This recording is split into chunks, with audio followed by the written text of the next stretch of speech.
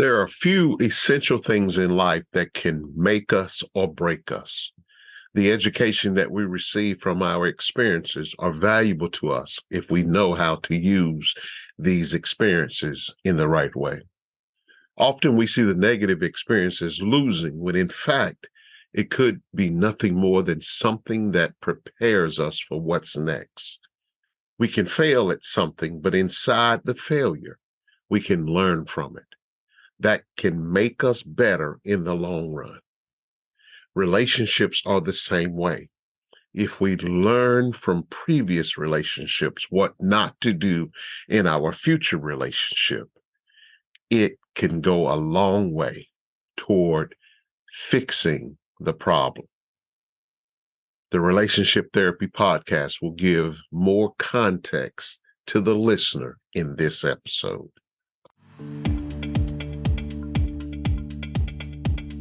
You've tuned into the Relationship Therapy Podcast with Tony Miller Sr., a podcast designed for couples who are married, couples who are dating, and have marriage in their future. We will guide you to the principles that will make your relationship better. Stick around. You might just learn something that will help your relationship last longer, grow stronger, and become healthier. Now, here's your host, Tony Miller Sr.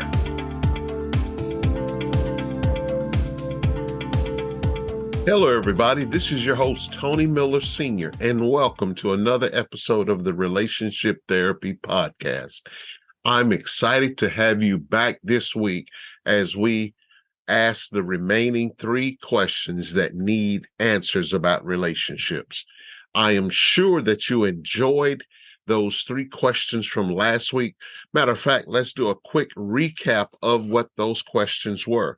The first question we went over in the last episode was, if I am jealous as a person, does that automatically doom my relationships from the beginning? The second question that we asked, how do I know that the person I'm currently seeing is the one? And then the third question that we asked, what are the secrets to a successful marriage? We answered those questions for you, and I hope that you're satisfied with the answers. However, if you're not satisfied with those answers, I need for you to contact me so that we can hash out our differences, and maybe even I can learn from you as we talk about the questions that need answers about relationships. But before we go any further, if you have questions or have some content or topics that you would like for me to discuss on an episode of the Relationship Therapy Podcast, contact me, email me at tmrelationshiptherapy@gmail.com. Let me repeat that. tmrelationshiptherapy@gmail.com. Well, without further delay, here we go at the final 3 questions that needs answers about relationships. Let's go. As we start with this week's questions that need answers about relationships, let's start with this one. Is it good for couples to spend a short period of time away from each other? As I begin answering this question, we all must realize that it's healthy to give each other space in relationships. The issue comes in if the space is too long or the mate is involved in an activity that makes the other mate uncomfortable. What I mean by the latter is being away while there will be the opposite sex present, but not your mate. It already sets the mate at an uneasy feeling. But in all honesty, I believe that it is healthy for the mates to spend some time away from their significant other. The length of time shall be determined by the couple, while keeping in mind that men typically like to have their time away from their mate while hanging out with their friends and their coworkers and even family members doing things together. Now, let me put this in here. It doesn't mean that they don't enjoy time with their mate, but it does mean that they like having time with other brothers, just chopping it up with them. The problem is, if there are already serious issues within the relationship, taking time apart can allow you both to think about the issues in your relationship. You can begin to cool off. You can learn new coping strategies and then come back together with a different lens or perspective that can be difficult to have when you're together and actively fighting through your issues. This often works wonders in relationships that have a major struggle going on in their relationship. However, they must be strong advocates of working hard together to keep the relationship going.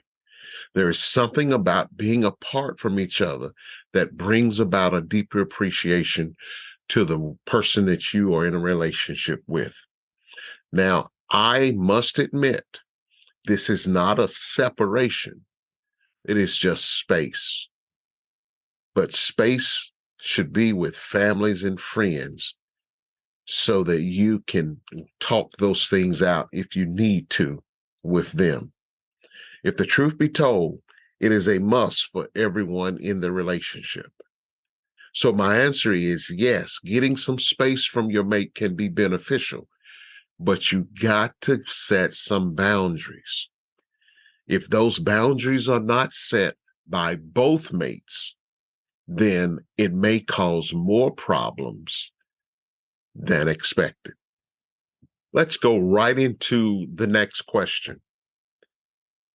And I like this question. Here it is. What is the best way to get over a breakup? Let me repeat the question. What is the best way to get over a breakup? I happen to get asked this question a lot.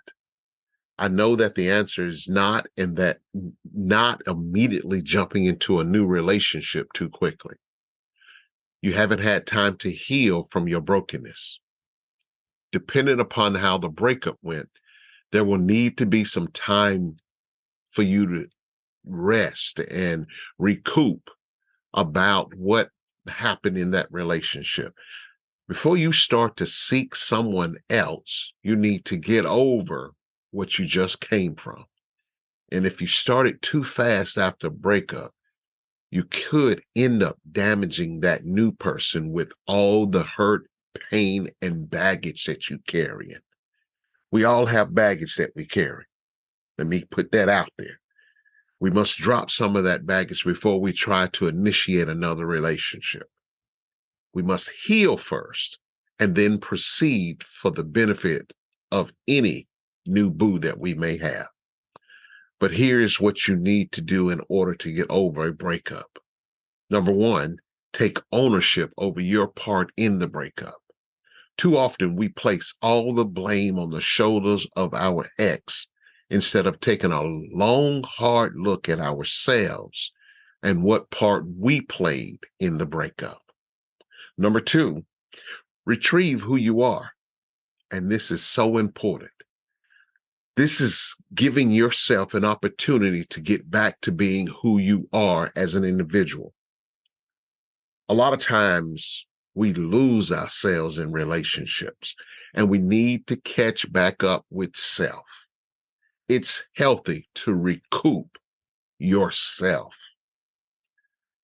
Point number three, start finding new focuses in your life. One big way to recover is to find something else to keep you focused upon. This is an opportunity to learn maybe a new hobby or find a new habit that you can spend time doing, or join a gym, or even join a small group at your church, or something else that catches your interest. And here's the last one, but definitely not least. Seek professional help. We walk through life with so much weighing us down, and we can't recognize that there may be something that we're carrying that's hurting us in the long run. Talk to someone who is a professional at listening, and then they can kind of give us a scope to where we can see our future again. Your future is important. Your future is there, but you have to reach out and go recover it.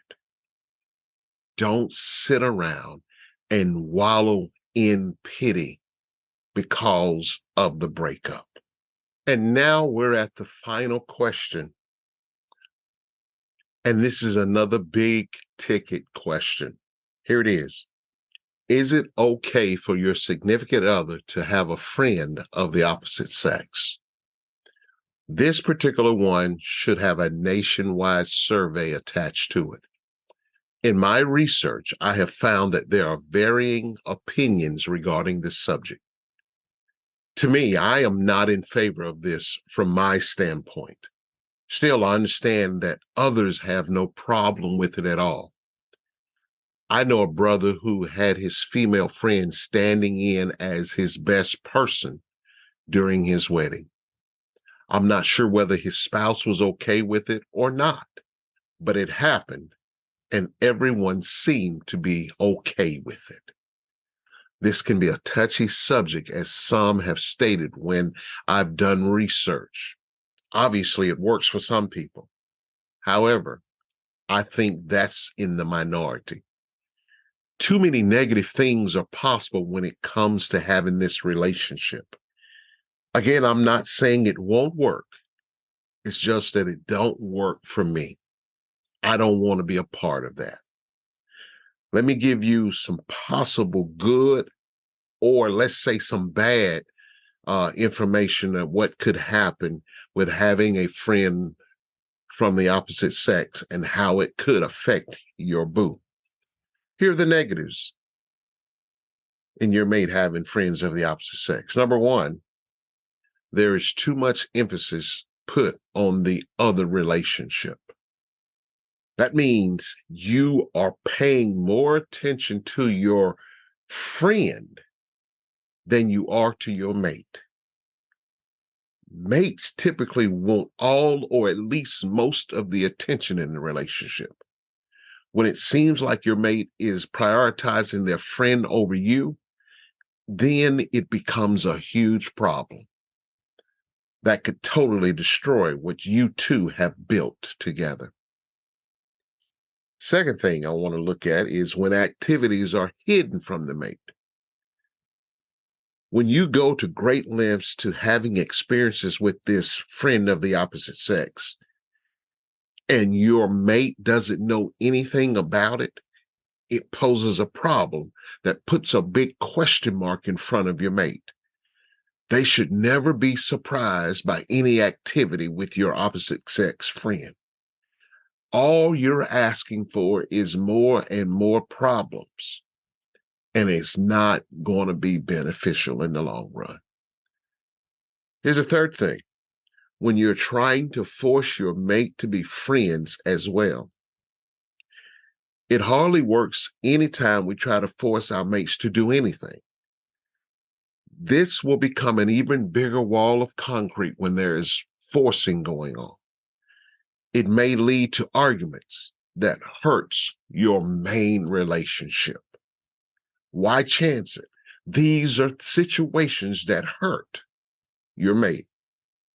Here's number 4. This friend shouldn't be an ex. I'm going to say that again. This friend of the opposite sex should not be an ex. Having a friend that was a former mate is not a good idea at all. Seemingly harmless flirtation may break the invisible boundaries that have been set up. I won't spend time addressing the other side of the argument. It would be very difficult for me to know that my wife is with her male friend while I'm home alone and I'm sitting there assuming, speculating what they're doing together. Now, that's me being honest about the question. If your opinion is different than mine, well, great for you. I just feel that it's going to be more problems than what it's worth. And just to let you know, I haven't gotten there yet. But let it be known, I'm not saying that it's wrong. It's just wrong for me and my relationship with Valerie. I hope that answering these questions have been helpful to you and your significant other. It is extremely important that there's always some type of dialogue of potential situations so that you may know how to deal with these situations once they arise. I pray you got something out of this. Contact me if you've got questions. Contact me if you've got topics or other episode material that you would like for me to cover. I think this has been great these 2 weeks.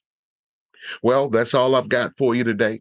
But just remember, it takes two to make a relationship work. Thank you for listening to the Relationship Therapy Podcast with Tony Miller Sr. We hope you have enjoyed this episode. Tune in next time for more insight on how to make your relationship better. If you have any questions, please email us at tmrelationshiptherapy@gmail.com. We would love to hear from you. Until next time, remember, it takes two to make the relationship work.